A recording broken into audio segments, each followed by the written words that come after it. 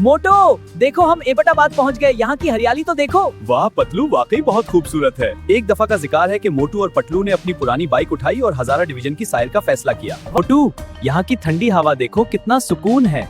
लेकिन मोटू का तो एक ही मिशन था, समोसे। कैंट बाजार में घूमते ही उसे खुशबू आ गई। हाँ, समोसे की खुशबू। चलो देखते हैं, जल्दी। मोटू ने एक ही झटके में समोसों का पूरा थाल साफ कर दिया और मजे से खाने लगा। मोटू देखो, मनसेरा में एक बड़ा मेला लगा है। मेला?